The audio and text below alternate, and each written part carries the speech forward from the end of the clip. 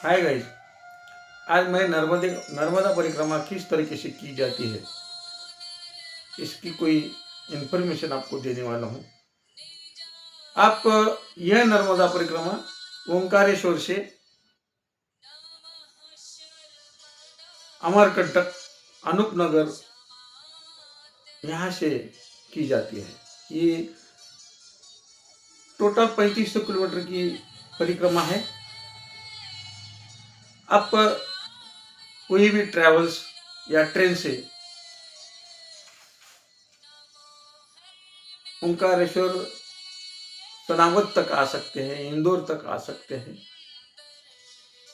सनावत से तो बहुत ही नज़दीक ओंकारेश्वर है। सनावत से आप ओंकारेश्वर आइए। ओंकारेश्वर से आप वहाँ पे गुरु गजानन महाराज जी का आश्रम है, वहाँ पे रहने खाने के लिए भी बहुत फ्री होता है।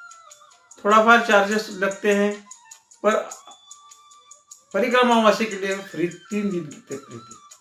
उसके सिवा एक अनिल दास जी महाराज है, उनके भी आश्रम में वो सर्टिफिकेट देते हैं। एक मौनी बाबा का आश्रम है।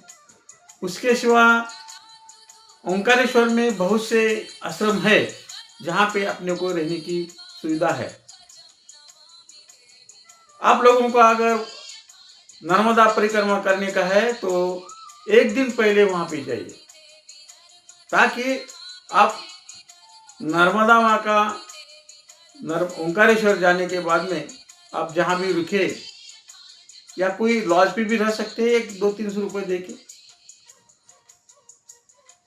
तो पहले आप आराम से ओंकारेश्वर जी का दर्शन ले और ममलेश्वर का भी दर्शन ले। दोनों तट पे शिव जी विराजमान है। वहां पे संकल्प लेना पड़ता है। वो एक दिन में पूरा वो दर्शन होने के बाद में रश तो बहुत होती है, वहां पे बहुत रश होती है दर्शन लेने के लिए शिव जी का। फिर भी आप रश को देखना नहीं है और आपको दर्शन लेना है, या कोई ऑनलाइन रिजर्वेशन भी करना का है दर्शन के लिए। परिक्रमा का संकल्प उठाने के पहले अनिल दास जी महाराज है, वहाँ पे सर्टिफिकेट दे सकते हैं, या और कोई महाराज है वहाँ पे सर्टिफिकेट देते हैं। जो वो सर्टिफिकेट आपको हर आश्रम में काम आ जाएगा। वो आश्रम आप उनसे बात कीजिए, कोई पंडित है उनसे बात कीजिए। ज़्यादा पैसे नहीं लेंगे उनकी पूजा के लिए, संकल्प के लिए मामूली चार्जेस लेते, पर शास्त्रीय ये पद्धत से अगर आपको उठाने हैं तो वहाँ पे अच्छे से कोई नर्मदा परिक्रमा का संकल्प करने वाले पंडित जी उनसे करवा लीजिए। संकल्प लेने के बाद में आप वापस आकर जो माँ का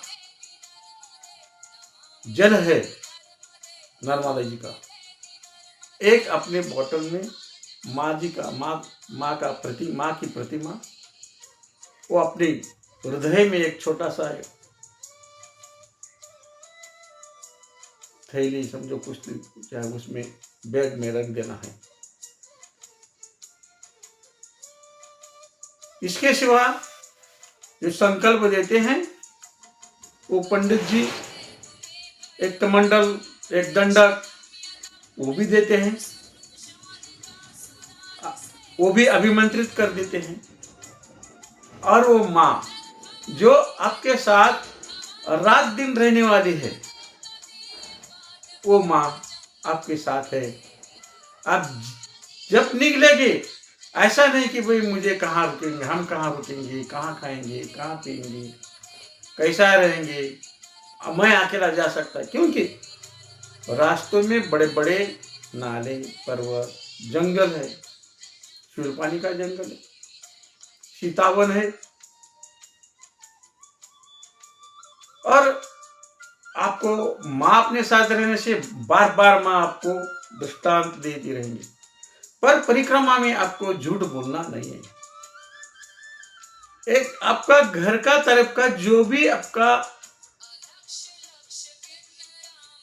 बातें हैं, जो भी अपने काम है, वो सब भूल जाइए। आप सिर्फ माँ की परिक्रमा में लगाव रखिए, ताकि माँ के साथ आप समर्पित रहने से और माँ के तट पे, माँ के किनारे आप चलते रहेंगे, तो आपकी ये परिक्रमा सफल सुजलम सफलम हो जाएगी। तो आप रास्ते में पहले तो कुटिया बहुत दूर दूर तक आश्रम नहीं थे।